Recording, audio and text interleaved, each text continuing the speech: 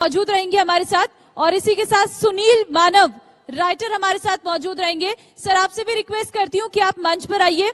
Kulbhushan Sharma ji, request करती हूँ कि आप मंच पर आइए और इस सेशन को आगे बढ़ाएंगे।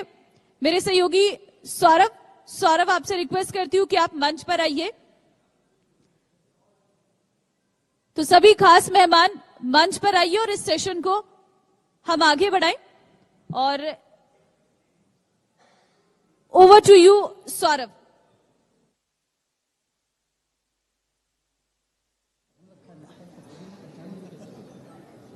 Thank you Mamata. तो अगर पठन पाठन की बात न हो, कवि हो और लेखन की बात न हो, तो ये बातें अधूरी रह जाती है। तो हमारे साथ है डॉक्टर राहुल अवस्थी, लेखक और कवि आप दोनों हैं। आपका स्वागत है। कुलभूषण शर्मा, सचिव राधे, आपका भी बहुत बहुत स्वागत है। श्याम जी हमारे साथ हैं, आपका भी बहुत बहुत स्वागत है।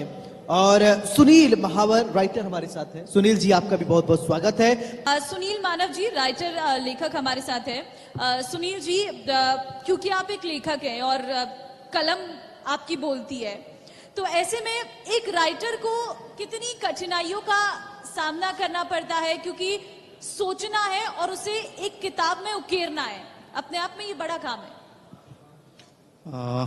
बहुत सही पूछा मैम। लेखन वास्तव में बहुत एक संघर्षपूर्ण कार्य है और पिछले 12-15 सालों से मैं थोड़ा बहुत लिख लेता हूँ। तो उसके पीछे ये मेरा व्यक्तिगत अनुभव रहा है कि मैं जीवन में जो भी जीता हूँ उसको मैं लिखने का प्रयास करता हूँ, और जिया हुआ जब तक हमारी नींद नहीं भगा देता है तब तक मैं लिख नहीं पाता हूँ। मैंने सबसे पहले शाहजहांपुर पे लिखना शुरू किया था। मेरे साथ ये कुछ घटनाएं घटी हैं ऐसी मैम कि मैं जिस शहर में रहा उस शहर के बारे में कुछ लिखने का प्रयास किया। तो मैंने शाहजहांपुर में जब लिखा तो 12-15 साल एक किताब पे काम चला, तो फिर उस पे काम किया। देन मैं जब गांव में आया, सबसे महत्वपूर्ण जो मैं लिख पाया या जो मुझे खुद भी बहुत अच्छा लगा, तो वो मैंने अपने गांव के जो एक संस्कृति खत्म हो रही है, जो गांव के बुजुर्ग आज नहीं रहे हैं, तो वो किस तरीके से हमारे गांव को, हमारी संस्कृति को, हमारे समाज को जोड़े हुए थे, उसको मैंने लिखना शुरू किया। तो बहुत उसी में एक हिस्सा था, एक वाकया था, वो मैं आपको शेयर करना चाहता हूँ। मेरी एक किताब है। एक हमारे गांव में महिला अभी जीवित हैं, वो स्वीपर हैं। उसको हम लोग हमारे यहाँ कन्नौजी भाषा में भंगी बोलते हैं, जाति सूचक शब्द है। तो उसी पे हमने किताब लिखी थी, गंठी भंगिनिया। तो मैंने उसमें देखा, एक कहानी लिखी और एक पत्रिका में छपी। उसके बाद में एक मुंबई के मित्र थे, उनका फोन आया कि आप, मुझे स्क्रिप्ट चाहिए, मुझे इस विषय पे।